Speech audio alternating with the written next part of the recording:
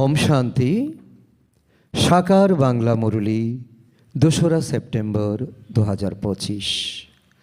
আজকে বাবা বলেছেন, মিষ্টি বাচ্চারা, তোমরা হলে সমগ্র বিশ্বে শান্তি স্থাপনের জন্য নিমিত্ত, তাই তোমাদের কখনো অশান্ত হওয়া উচিত নয়।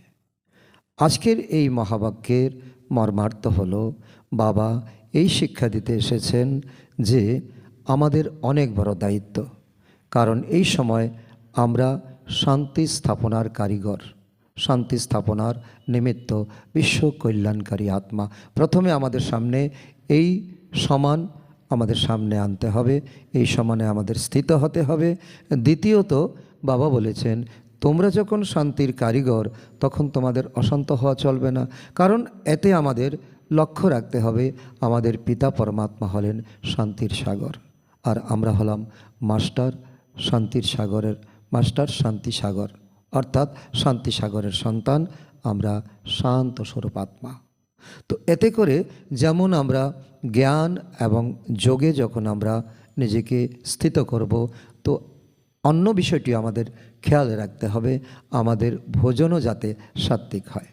ভোজনের 3টি বর্ণনা আছে, এক হলো সাত্ত্বিক ভোজন, এক রাজসিক ভোজন, এক হলো তামসিক ভোজন। তামসিক ভোজন তাকে বলা হয় যারা প্রাণী হত্যা করে, প্রাণী ভোজন করে। আর রাজসিক হলো যারা নিরামিষ ভোজনকারী, কিন্তু তারা খুব তেল মশলা দিয়ে রান্না করে তাকে খাওয়া দাওয়া করে, সেটা হলো রাজসিক ভোজন। আর সাত্ত্বিক ভোজন হলো যা প্রকৃতির দেওয়া, প্রকৃতি আমাদের মা, প্রকৃতির দেওয়া ফল মূল শাক সবজি যতটা সম্ভব আমরা যদি কাঁচা খেতে পারি, তো এটাই হলো সাত্ত্বিক। যেমনই অন্ন তেমনি আমাদের মন।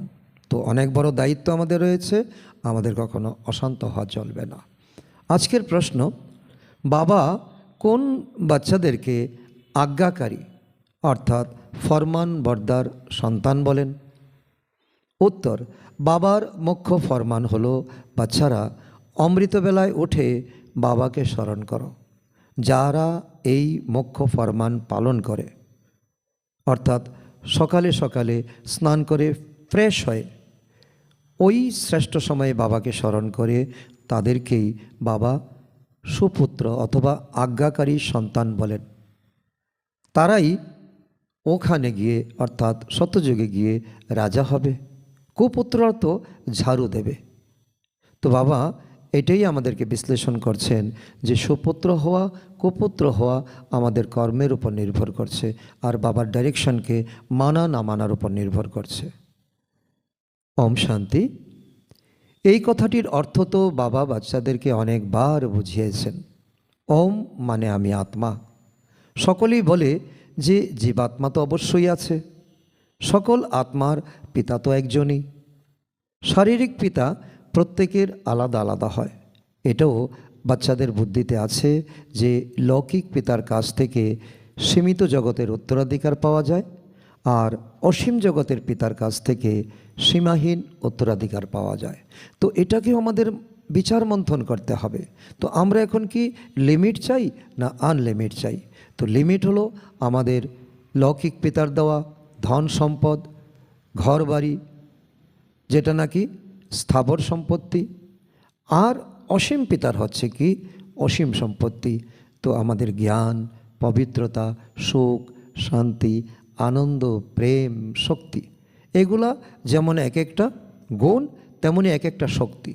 তাছাড়া আছে অষ্টশক্তি, জ্ঞান। তো সব কিছু মিলিয়ে আমাদের এক পূর্ণ সম্ভার বাবা আমাদেরকে দিচ্ছেন।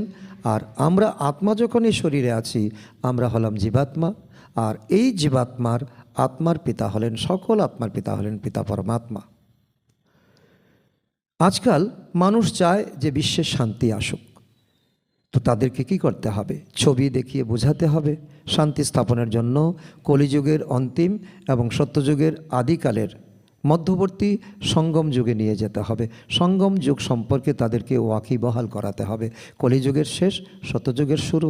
যেমন ড্রামার চিত্রে দেখানো হয়েছে যে সত্যযুগের আদি এবং কলিযুগের অন্ত সময়ে যে ঘড়ির কাঁটা 12 বাজে ওই সময়টাকে সঙ্গম যুগ। সামনের দিকে তো এটা হলো শতযুগের নতুন দুনিয়া, সামনে দেখানো হয়েছে। ওখানে একটাই ধর্ম থাকে, তাই পবিত্রতা, সুখ, শান্তি অটোমেটিক বজায় থাকে শতযুগে। এক ধর্ম, এক ভাষা, এক মত। তো ওই দুনিয়াকে আর কি বলা হয়? ওই দুনিয়াকে হ্যাভেন বলা হয়, বহিষ্ঠ বলা হয়, স্বর্গ বলা হয়। এই কথাগুলা সকলেই কিন্তু মানবে, যে কোনো ধর্মেরই হোক না কেন। নতুন দুনিয়ায় কেবল সুখ থাকে, কোনো দুঃখ থাকে না। এগুলো কাউকে খুব সহজেই বোঝানো যায়, কারণ সকলেই এই দুনিয়াতে সুখকেই কামনা করে, দুঃখকে কেউ চায় না। তো এই জগতেই শান্তি কিংবা অশান্তির বিষয় রয়েছে। চক্রবৎ পরিবর্তনতে সুখানিচ দুঃখানিচ। তো ওটা তো নির্বাণ ধাম, তার উপরে বাবা বলছে তার উপরে দেখাও নির্বাণ ধাম কাকে বলে। তো ওখানে শান্তি কিংবা অশান্তির কোনো প্রশ্নই আসে না। বাচ্চারা, তোমরা যখন বক্তৃতা দাও তখন প্রথমেই বিশ্ব শান্তির প্রসঙ্গ তুলতে হবে, কারণ এটা এখন একটা প্র্যাকটিক্যাল সমস্যা হয়ে দাঁড়িয়েছে। বিশ্বে কোথাও শান্তি নেই, ঘরে ঘরে শান্তি নেই, কোনো ব্যবসায়িক প্রতিষ্ঠানে শান্তি নেই, কোনো অফিসে শান্তি নেই, কোনো সমাজে শান্তি নেই।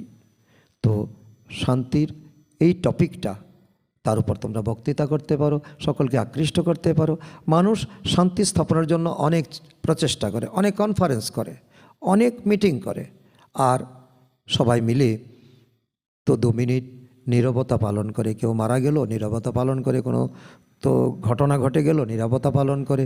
আবার শান্তির জন্য কবুতরকে উড়ায়, তাদেরকে আবার পুরস্কারও দেওয়া হয়।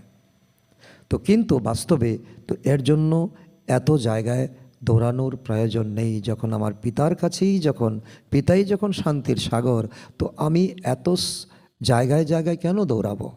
কারণ মানুষের একটা লিমিটেড সময় নিয়ে মানুষ পৃথিবীতে আসে, একদিন আসে, একদিন চলে যায়। বাবা বলেছেন কেবল নিজের স্বধর্ম বজায় রাখলেই শান্তি স্থাপন হয়ে যাবে।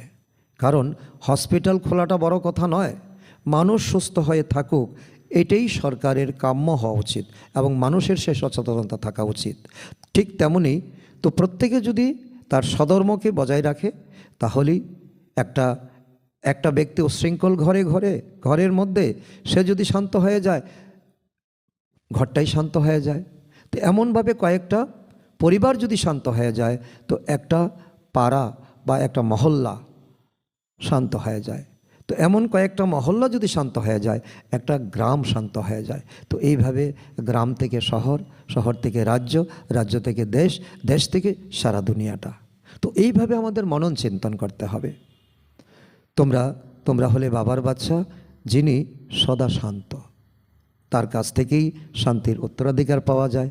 কিন্তু এটাকে কখনোই মোক্ষ বলা যাবে না, কারণ পিতার থেকে শান্তির উত্তরাধিকার পেলে, অর্থাৎ কিছু সময়ের জন্য নির্বাণ ধামে গেলে, তো এটা কিন্তু মোক্ষ নয়। কারণ তুমি পার্মানেন্টলি যাচ্ছ না সেখানে, কিছু সময়ের জন্য। স্বয়ং ভগবানও মোক্ষ প্রাপ্ত করতে পারেন না। তিনিও বলেন, আমিও এই ড্রামার মধ্যে বাধা, তাকেও অবশ্যই পার্ট প্লে করতে হয়। তিনি বলেছেন, কে বলেছেন? আমি প্রত্যেক কল্পের সঙ্গম যুগে আসি, ভগবানও বাছ। সুতরাং স্বয়ং ভগবানের ক্ষেত্রেও যেখানে মোক্ষ হয় না, সেখানে বাচ্চারা কিভাবে মোক্ষ লাভ করবে? এখন তো এটা আমাদের বিচার্য বিষয়। এমন অনেক সংস্থা আছে, অনেক গুরু গোসাই আছে, তো মোক্ষ লাভের উপায় দেখান, কিন্তু মোক্ষ তো স্বয়ং ভগবানের হয় না, তো তার সন্তানের কি করে হতে পারে? সারাদিন ধরে এই কথাগুলো নিয়েই বিচার সাগর মন্থন করতে হবে। কাকে আমরা তো কত সহজভাবে আমরা শান্তির বিষয় বোঝাতে পারবো, কারণ শান্তিটা এখন সকলের কমন হয়ে গেছে। তোমাদের মতো বাচ্চাদেরকেও বাবা বোঝাচ্ছেন, কারণ তোমাদের এখন কাঁধে দায়িত্ব পড়েছে, বিশ্ব কল্যাণকারী আত্মা। তোমাদেরকেও অনেককে বোঝানোর অভ্যাস আছে, আর অভ্যাস করতে হবে। শিব বাবা যখন বোঝান, তখন তোমরা ব্রাহ্মণরাই বোঝো। তোমাদেরকে এই বিচারগুলো নিয়ে বিচার সাগর মন্থন করতে হবে। এমন কতগুলো টপিক নিয়ে যেখানে যেটা আলোচনা করা যায় সেখানে সেটা আলোচনা করবে। সেবা স্থান তো তো সেবা স্থানে তো তোমরা বাচ্চারা রয়েছ। সেবা দিয়ে তোমাদের সকালবেলা ঘুম থেকে উঠেই বাবার মুরলি শুনে তোমরা সেবাতে বেরিয়ে যাও, আবার রাত্রিবেলা আবার একটু সময়ের জন্য তোমরা বিশ্রামে চলে যাও। তোমাদেরকে তো অনেকজনকে বোঝাতে হবে না, দুনিয়াটা অনেক বড়, আর বোঝানোর মতো বাচ্চারা তোমরা কম। দিন রাত সেবা করতে হবে। মিউজিয়ামে তো সারাদিন মানুষ আসতেই থাকে। তো রাত্রি 10টা-11টা পর্যন্ত মানুষ আসে, কোথাও তো ভোর 4টে থেকে সেবা শুরু হয়ে যায়। তো এখানে তো ঘরেই আছো। মধুবনে বাবা বলছে এটা তো তোমাদের ঘর বলো, তো হোস্টেল বলো, বোর্ডিং বলো, তো তোমরা তো ঘরেই আছো। যখন খুশি তোমরা স্মরণে বসতে পারো। তো স্মরণ হচ্ছে তোমাদের কামাই। আর মধুবন আর সেন্টারের মধ্যে পার্থক্য কী? কিন্তু সেন্টারে বাইরে থেকে অনেক দূর থেকে মানুষ আসে, তাও একটা সীমিত সময় থাকে, তাই তাদের জন্য বিশেষ টাইম রাখতে হয়। এখানে তো বাচ্চারা যে কোনো সময় উঠতে পারে, কিন্তু তাই বলে তো এমন কোনো সময় রাখা উচিত নয় যে বাচ্চারা ওঠার পরে বাচ্চারা ঢুলতে থাকে। ভগবানের তো কোনো অবকাশ নেই। ভগবান এমন বলবে না যে আমার এখন সময় নেই, হ্যাঁ, আমার কাছে এখন এসো না, আমার সঙ্গে কথা বলতে পারবে না। কিন্তু বাবা নির্দিষ্ট রায় দিচ্ছেন যে তোমরা ভোরবেলা উঠে সকাল সকাল স্নান ফ্রেশ হয়ে তো আমাকে স্মরণ করার জন্য বসো। আর এমন নয় রাত্র 2টার সময় উঠে গেলে তো এসে বসলে আর তোমরা ঢলতে থাকলে, তোমাদের নিদ্রাপণ পূর্ণ হয়নি। কিন্তু এরপরও যদি সঠিক সময়ে না আসে তাহলে তাকে আজ্ঞাকারী বা ফরমান বরদার বলা যাবে না। বাবা ক্লিয়ার বলে দিচ্ছেন। লৌকিক বাবারও কিন্তু সুপুত্র আর কুপুত্র থাকে। অসীম জগতের পিতারও এরকম সন্তান রয়েছে। সুপুত্ররা তো ওখানে গিয়ে শতযুগে গিয়ে রাজা হবে, আর কুপুত্ররা প্রজা হবে, প্রজাদেরও প্রজা হবে, বা তো দাসদাসী হবে। কি করবে দাসদাসীর কাজ? ঝাড়ু লাগানো। তো এখানেই সব বুঝতে পারা যায়। আমাদের এখন তো অ্যাক্টিভিটি দেখেই তো বাবাও বুঝতে পারেন, আর আমরা নিজেরাই নিজেকে জানতে পারি আমি আগামী দিনে আমি কি হতে চলেছি। তো কৃষ্ণ জন্মাষ্টমী নিয়েও বোঝানো হয়েছে। কৃষ্ণের জন্মের সময় তো এই দুনিয়ায় কি সময় ছিল? শতযুগ দুনিয়া ছিল। শতযুগের প্রিন্স ছিলেন শ্রীকৃষ্ণ। একটাই রাজত্ব থাকে, বিশ্বে তখন শান্তি থাকে, স্বর্গে খুব কম সংখ্যক মানুষ থাকে। তো ওটা হলো নতুন দুনিয়া।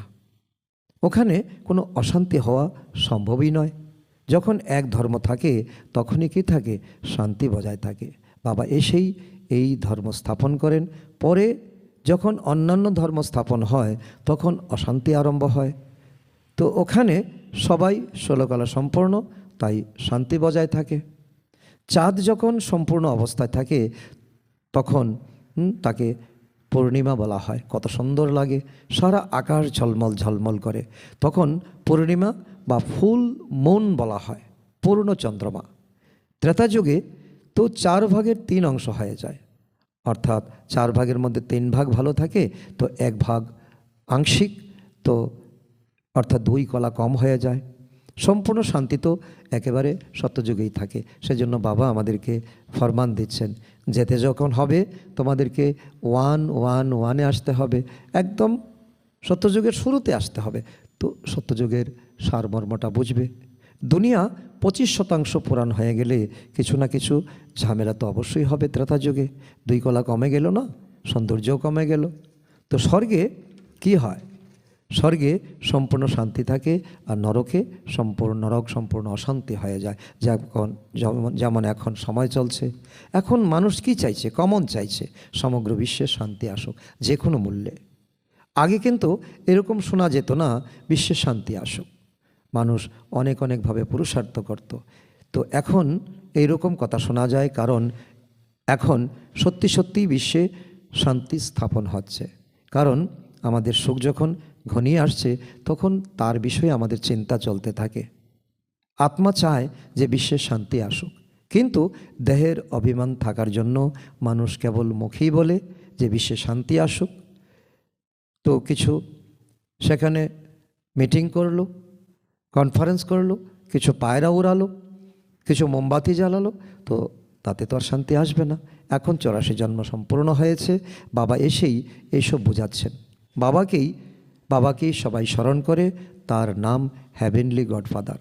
কিন্তু তিনি কখন কোন রূপে এসে স্বর্গ স্থাপন করবেন কিন্তু সেটা জানে না। সকলে কিন্তু উপরে আঙ্গুল দেখিয়ে দেয়, যে কোনো ধর্মের লোকেরা সকলে বলে ভগবান ওপরে আছেন, কিন্তু ওনার রূপ কি, ওনার কর্তব্য কি, তিনি কখন আসেন এই দুনিয়ার মানুষের কল্যাণের জন্য, তা তো কেউ জানে না। তো কেউ জানে না যে তিনি কিভাবে স্বর্গ স্থাপন করেন। শ্রীকৃষ্ণের পক্ষে তো রচনা করা সম্ভব নয়, তাকে দেবতা বলা হয়, ষোলকলা সম্পূর্ণ বলা হয়। মানুষ দেবতাদেরকে কি করে? প্রণাম করে। তাদের মধ্যে দিব্যগুণ থাকার জন্য তাদেরকে দেবতা বলা হয়। যেমন খুব গুণী কোনো মানুষকে দেবতুল্য বলা হয়। যারা সর্বক্ষণ ঝগড়াঝাটি করে তাদেরকে কে বলা হয়? তার অপোজিট বলা হয়, অসুর বলা হয়। বাচ্চারা জানে যে আমরা অসীম জগতের পিতার সামনে বসে আছি, তাই বাচ্চাদের আচরণ এখন খুব সুন্দর হতে হবে। কারণ তোমরা এখন স্টেজে আছো, তোমাদেরকে সকলে দেখছে, তোমরা যা করবে তোমাদেরকে দেখে সকলে করবে। জ্ঞান পাওয়ার আগেও বাবা দেখেছেন যে ব্রহ্মা বাবা দেখেছেন, ব্রহ্মা বাবার অনুভব আছে 6-7টা পরিবার একসঙ্গে ক্ষীরের মতো মিলেমিশে থাকে। কোথাও আবার ঘরে কেবল দুজন থাকলেও লড়াই ঝগড়া করতেই থাকে। তো তোমরা হলে ঈশ্বরীয় সন্তান, তাই আরও কত মিলেমিশে ক্ষীরের মতো থাকা উচিত। আর তোমরাই এখন দেখিয়ে দেবে, এত বড় পরিবার তোমাদের। তো ওয়ান গড ওয়ান ফ্যামিলি, এক ঈশ্বরের সকল সন্তান তোমরা, আর সবাইকে নিয়ে এখন এক পরিবার, একেবারে ক্ষীরের মতো সত্যযুগেই হবে। এখন তার সংস্কার ভরতে হবে যে, কিন্তু এখানে তোমরা ওই রকম হওয়ার শিক্ষা পাচ্ছ, তাই খুব ভালোবেসে থাকা উচিত। বাবা বলেছেন আন্তরিকভাবে নিরীক্ষণ করো, যে নিরীক্ষণ করে দেখো যে কোনো বিকর্ম করিনি তো। কারণ আমরা ধন দৌলতের হিসাব করি, মোমবাতি জ্বালিয়েও আমরা জমা খরচ, তাকে আমরা যারা ব্যবসায়ী তারা কিন্তু এই কর্মটা অবশ্যই করে। কতটা আমার আমদানি হলো, কতটা আমার খরচ হলো, কতটা আমার লাভ হলো, কতটা আমার লোকসান হলো। কিন্তু আমার যে 5 কর্মেন্দ্রিয়, চক্ষু, কর্ণ, নাসিকা, জিহ্বা, ত্বক, তো এর দ্বারা আমি কোনো বিকর্ম করেছি কি করিনি, তাকেও পরীক্ষা করতে হবে। অণুবীক্ষণ যন্ত্র দিয়ে যেমন ক্ষুদ্র জিনিসকে খুব বড় করে দেখানো হয়, ল্যাবরেটরিতে যেমন আমাদের তো ব্লাড টেস্ট করানো হয়, তো মলমূত্র পরীক্ষা করা হয়, ঠিক তেমনি তো এমনই বুদ্ধির দ্বারা তোমরা এখন চেক করতে হবে বিকর্ম করেছ কি করনি। কাউকে দোষ দেয়নি তো, কিন্তু কেউই এভাবে বসে বসে নিজেকে নিরীক্ষণ করে না, করা উচিত। কথাগুলো ভালোভাবে বুঝতে হবে। তোমরা বাচ্চারা হলে সমগ্র বিশ্বে শান্তি স্থাপনের নিমিত্ত। হেডলাইনে বাবা বলেছেন যে তোমরা বিশ্ব কল্যাণকারী আত্মা, স্বয়ং ভগবান তোমাদেরকে দায়িত্ব দিয়েছে, আর তোমরা এই দায়িত্ব কাঁধে নিয়েছো। তোমরা যদি নিজের বাড়িতেই অশান্তি করতে থাকো তবে শান্তি স্থাপন কিভাবে হবে? লৌকিক পিতার সন্তান যদি খুব জ্বালাতন করে, তো তাহলে বলা হয় এরকম বাচ্চা থাকার থেকে না থাকাই ভালো। যদি কখনো খারাপ অভ্যাস তৈরি হয়ে যায়, তাহলে সেটা ধীরে ধীরে আরও করা হয়ে যায়। আমাদের সচেতন থাকতে হবে। আমাদের প্রতিটি অভ্যাস, আমাদের দৃষ্টি, বৃত্তি, আমাদের আচার আচরণ যাতে ঈশ্বরীয় মতে হয়। তখন এই বোধটাই আর থাকে না যে আমরা হলাম অসীম জগতের পিতার সন্তান। যখন আমাদের অভ্যাস যখন আমাদের চলতে থাকে, আর আমরা যখন অভ্যাসে চালিত হতে থাকি, তখন আমরা কিন্তু মুহূর্তের মধ্যে ভুলে যাই আমরা ঈশ্বরীয় সন্তান। আমাদেরকে বিশ্বে শান্তি স্থাপন করতে হবে। কেন এসেছি? কি কর্ম করার জন্য? তোমরা শিব বাবার সন্তান। যদি শান্ত থাকতে না পারো তাহলে শিব বাবার কাছে এসো। তিনি হলেন হীরা, আমাদেরকে হীরার মতো জীবন এখন দিচ্ছেন। তিনি সঙ্গে সঙ্গে তোমাদেরকে শান্ত থাকার উপায় বলে দেবেন। অনেকে বলে আমার সব কিছু ঠিকঠাক আছে, আমার ক্রোধ খুব বেশি। তো তাকে জিজ্ঞাসা করে দেখা যায়, তো তার ভোজন অবশ্যই তামসিক এক। দ্বিতীয়ত সে হীরা, আমাদের পিতা যে ডায়মন্ড, এই ডায়মন্ড পিতাকেই চিনে না। তো তাহলে তার ক্রোধ কী করে নিবারণ হবে? অনেকে আছে যাদের আচরণ মোটেই দেবতা ঘরানোর নয়। তোমরা এখন ফুলের দুনিয়ায় যাওয়ার জন্য প্রস্তুত হচ্ছ না? রোজ প্রতিদিন নিজেকে নিরীক্ষণ করতে হবে, চেঞ্জ করতে হবে। এই দুনিয়াটা খুবই নোংরা, একেবারে বেশ্যালয়। এই দুনিয়ার প্রতি ঘেন্না আসা উচিত। নতুন দুনিয়া স্থাপন হলেই বিশ্বে শান্তি আসবে। সঙ্গম যুগে শান্তি হওয়া সম্ভব নয়। এখানে সবাই শান্ত হওয়ার পুরুষার্থ করছে। সম্পূর্ণ পুরুষার্থ না করলে তো কি হবে আমাদের? এটাও আমাদের মাথায় রাখতে হবে, শাস্তি পেতে হবে। ভগবান বলছেন, আমার সঙ্গে তো ধর্মরাজ রয়েছেন। যখন হিসাবপত্র মেটানোর সময় আসবে তখন অনেক মার খেতে হবে।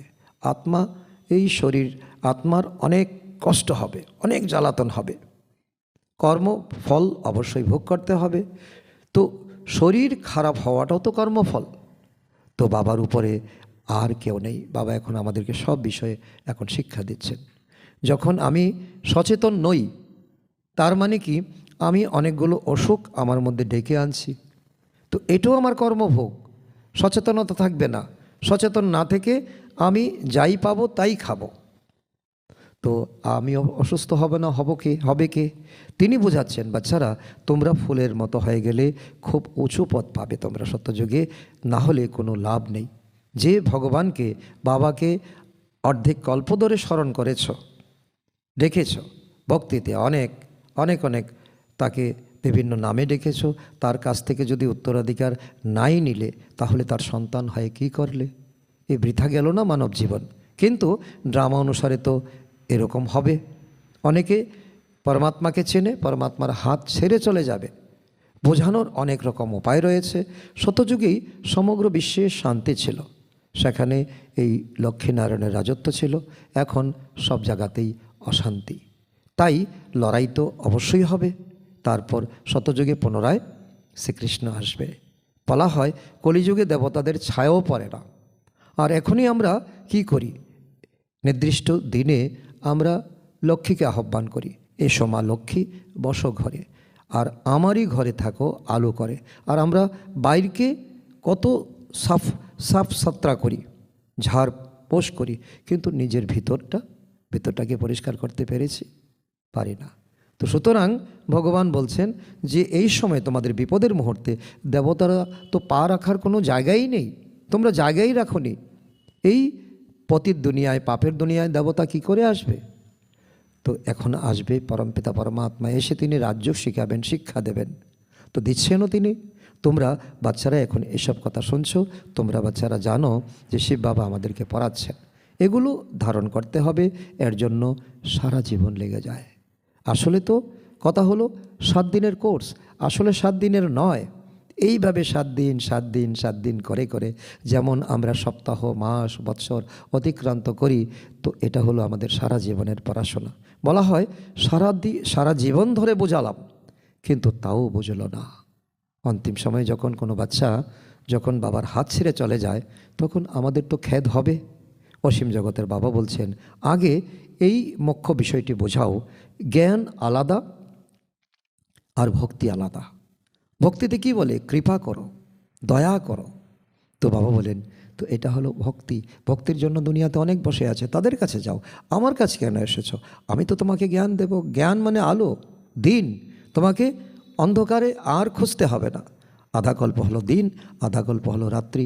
শাস্ত্রে তো কল্পের আয়ুকে ভুল লিখে দিয়েছে, তাই তো অর্ধেক করা সম্ভব হয়নি।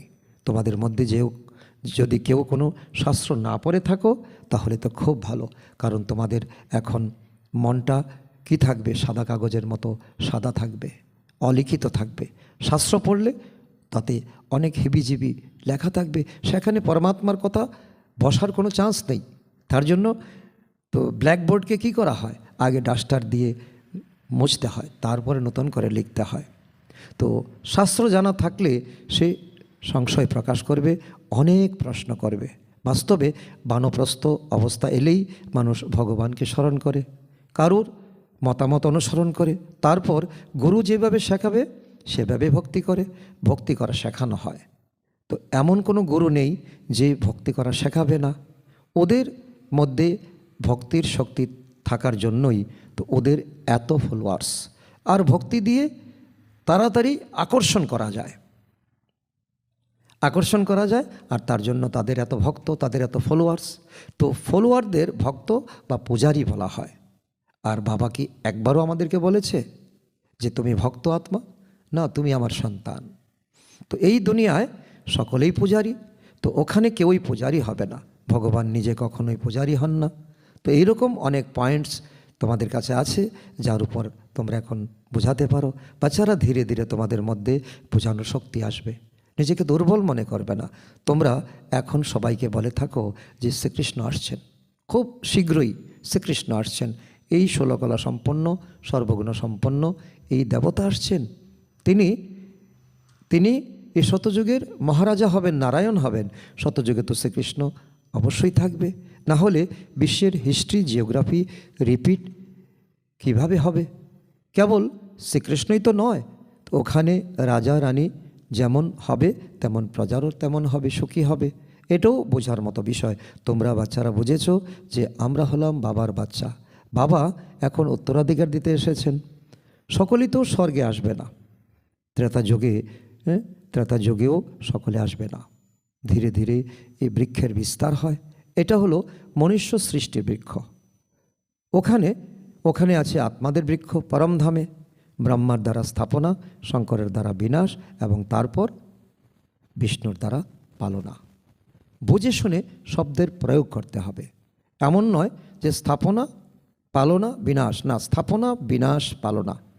আর পালনা তো এখনও তোমাদের করতে হবে। স্থাপন করে ব্রাহ্মণ বাচ্চা বানিয়ে 7 দিনের কোর্স করে তার খোঁজখবর নিতে হবে, তার সঙ্গে কথাবার্তা বলতে হবে, তার সঙ্গে মেলামেশা করতে হবে। আর এখন যেমন পালনা করবে, তো এই সংস্কার নিয়ে যাবে। শতযুগে তোমরা এমনভাবে বিষ্ণুরূপে পালনা করবে। তো কিভাবে এই সৃষ্টি চক্র আবর্তিত হয়, তো সেটা বাচ্চাদের বুদ্ধিতে রয়েছে এবং তার জন্য বাচ্চাদের নেশা আছে বলেই এখন বাচ্চারা এগিয়ে যাচ্ছে। কিভাবে এই সৃষ্টিচক্র আবর্তিত হয় সেটা বাচ্চাদের বুদ্ধিতে রয়েছে, তার জন্য নেশাও রয়েছে। কিভাবে রচনা হয়, এখন তো খুব ছোট নতুন রচনা, ব্রাহ্মণ সংসার, 1 গড 1 ফ্যামিলি এবং ছোট্ট পরিবার তোমাদের। তো এটা তো অনেকটা ডিগবাজি খেলার মতো। প্রথমে সবাই কিন্তু শূদ্র থাকে, তারপর বাবা এসে তো শূদ্রদের কি করেন, ব্রহ্মার দ্বারা তো ব্রাহ্মণদের রচনা করেন। তোমরা এখন ব্রাহ্মণ হয়েছ। তো ব্রাহ্মণ হলো ঠিকই একেবারে মাথায় উপরে তোমাদের স্থান দেওয়া হয়েছে। তো ডিগবাজি খাওয়ার সময় তোমরা যে শূদ্র মানে পা আর ব্রাহ্মণ, তো তা এক করে তোমরা ডিগবাজি খাও। মাথা এবং পা এক করে তোমরা ডিগবাজি খাও। তো আগে তো ব্রাহ্মণদের প্রয়োজন, ব্রাহ্মণদের যোগ খুবই ছোট যোগ, এই সঙ্গম যুগ 100 বৎসরের সঙ্গম যুগ। তারপর আসে দেবতারা শতযুগে 2500 বৎসর। বর্ণের বিষয়ে বোঝানো আছে বলে এই ছবিটা খুব কাজে লাগে, কারণ যারা বুঝতে চাইবে আর বোঝার মতো পাত্র হবে আর বোঝানোর মতো বক্তা হবে, তাহলে তোমরা অবশ্যই কামাল করে দেখাতে পারবে। এই ছবি দিয়ে বোঝানো খুব ইজি। ভ্যারাইটি মানুষের ভ্যারাইটি রূপ, বোঝানোর সময় কত আনন্দ হয় না। যখন ব্রাহ্মণরা থাকে তখন এখানে অন্যান্য সকল ধর্ম থাকে। শূদ্রদের থেকেই ব্রাহ্মণদের স্যাপলিং লাগানো হয়। এখন সকলেই আছে দুনিয়াতে, কিন্তু আদি সনাতন দেবদেবী ধর্ম লুকিয়ে আছে, তাকে আবিষ্কার করতে হবে। তার জন্য শূদ্র থেকে ব্রাহ্মণ হওয়া চাই। মানুষ তো গাছের চারা গাছ লাগায় না, তো শূদ্র থেকে তোমরাও এখন চারা গাছের মতো কলম করে তোমাদেরকে ব্রাহ্মণ বানানো হচ্ছে, যাতে বিশ্বে শান্তি হয়। এত বড় দায়িত্ব বাবা আমাদের কাঁধে দিয়েছেন। আচ্ছা,